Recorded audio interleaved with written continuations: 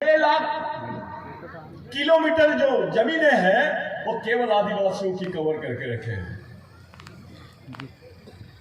इसमें करीब करीब कम से कम 70 लाख आदिवासी परिवार हमेशा हमेशा के लिए अपनी जमीन से बेदखल हो जाएंगे। मैं भाषण नहीं करूंगा, मैं प्रश्न उपस्थित करूंगा। जब इतना बड़ा कॉरिडोर की बात चल रही थी, हमारे लोगों को क्यों नहीं मालूम? ये मेरे हाथ में एक ग्रंथ है, ये जो मीटिंग कराई गई है, यहां जो बुलाया गया है, ये मजमा आप लोग जो देख रहे हैं, ये इसीलिए नहीं बुलाया गया कि किसी को नेता बनाना है, किसी को हम एमएलए बनाना है, इसलिए नहीं। ये मीटिंग इसीलिए बुलाई गई कि ये पहली बार होगा भारत में जब 1 करोड़ आदिवासी अपनी जमीन से हमेशा हमेशा के लिए बेदखल हो जाएंगे। जो आदिवासी भारत है, एक है नॉर्थ ईस्ट, असम, मेघालय, नागालैंड, ये एक आदिवासी भारत है जो 6 शेड्यूल का भारत है, 7 प्रदेश है। लेकिन दूसरा आदिवासी भारत है झारखंड, उड़ीसा, छत्तीसगढ़, मध्य प्रदेश, महाराष्ट्र, तेलंगाना, गुजरात, राजस्थान, केरल, कर्नाटका, ये मध्य आदिवासी भारत है। ये हिंदू भारत की जो बात चल रही है, ये तभी संभव है जब आदिवासी भारत खत्म हो जाएगा।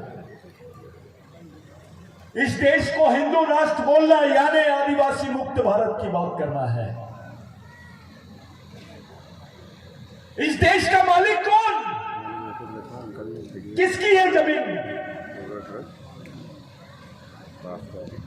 किसके लिए किया जा रहा है ये सब कुछ? आखिर आपको इस देश को धार्मिक राष्ट्र बनाने की बात क्यों कर रहे हो? आप क्यों कर रहे हो?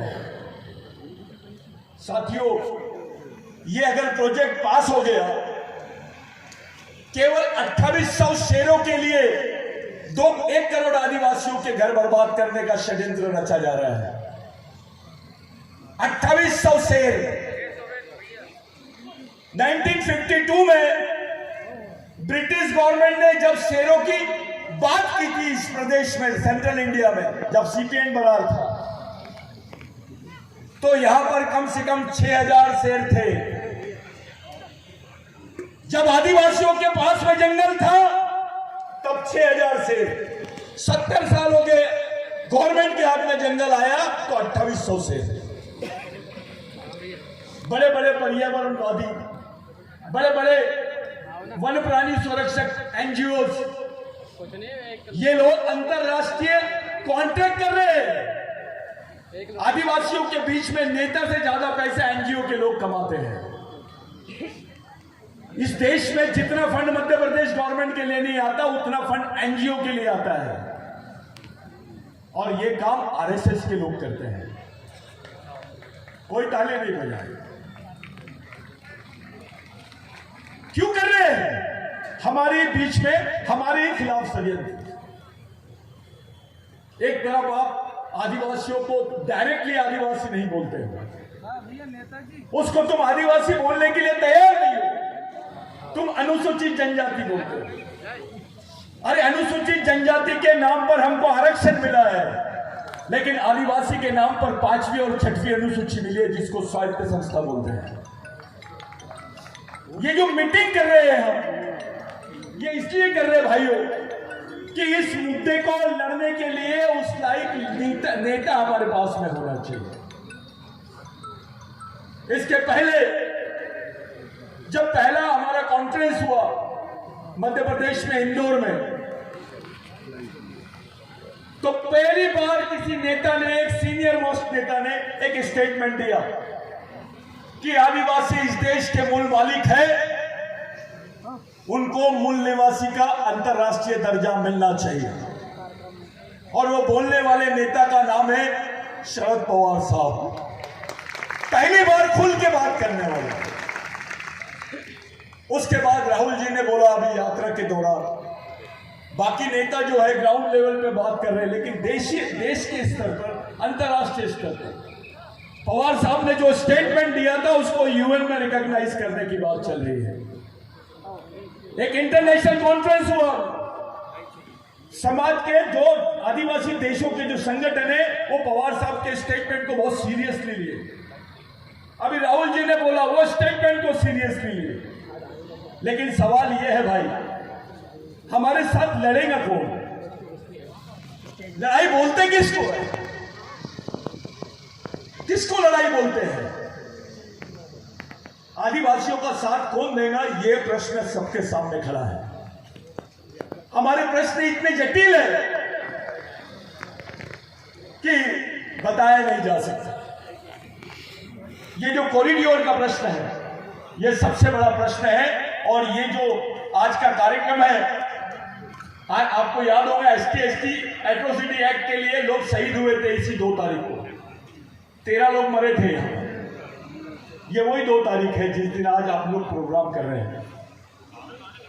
मेरा बोलने का मेन मकसद ये है कि आपके पास लीडरशिप होनी चाहिए उस मुद्दे को लेकर लड़ने के लिए।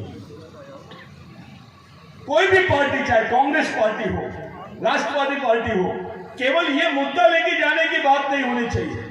आपके मैनिफेस्टो में आना चाहिए, लिखित रूप में होना चाहिए कि हम आदिवासियों के साथ ईमानदारी से इस लड़ाई के लिए लड़ रहे हैं।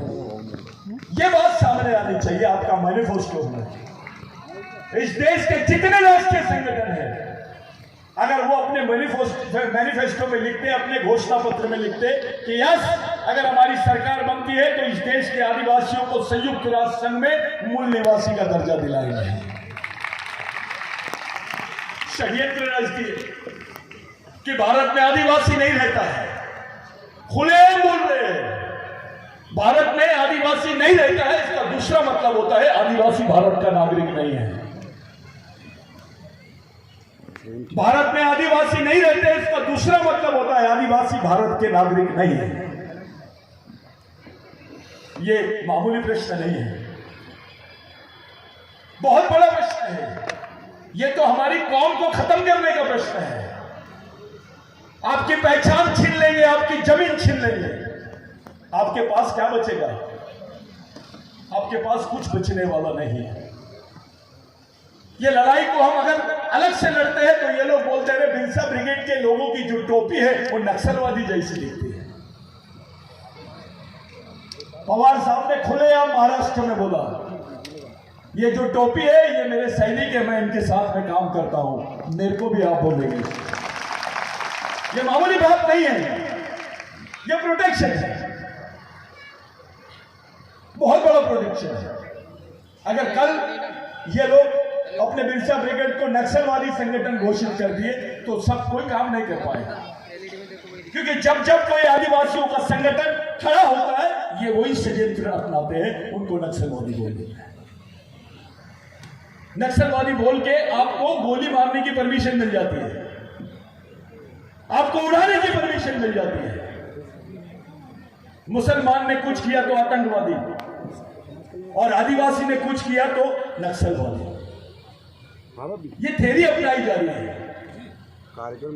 मेरे भाइयों, 4 प्रश्नों पे बात करेंगे, बाकी बात अपन सब मेहमान जाने के बाद भी करेंगे, क्योंकि वो बच्चों के कल्चरल डांस है, वो बच्चों का प्रोग्राम है, बाकी लोगों के संबोधन है। ऐसे कई नेता हैं यहाँ पर, हमारे सीनियर ठाकुर दादा, हमारे और बाकी लोग दादा है, हमारे खंडाते दादा है, बाकी लोग जो सीनियर लोग हैं, ये लोग भी आपसे बात करने आए हैं। यहाँ पर डॉक्टर मरुस्कोले MLA है, बाकी हमारे बाकी लोग हैं जैसे प्रकाश गजबे जी, सलील देशमुख जी, ऐसे कई लोग हैं जिनको हम लोग फैसिलेट नहीं कर पाए।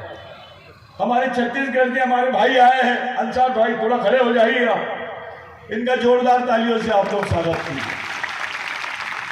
हमारे बीच में डॉक्टर राय है, जिनकी नौकरी छीन ली है और उनको जेल भी कर दिए थे, जेल में रहे, उनके साथ कुछ आदिवासी बच्चे भी रहे। आप खड़े हो जाइए राय जी, इनका जोरदार तालियों से स्वागत करें। हमारे बीच में चंद्रकांत वासनिक जी है जो नागपुर से आए, उनका जोरदार तालियों से स्वागत करो। ये लोग भी हमारे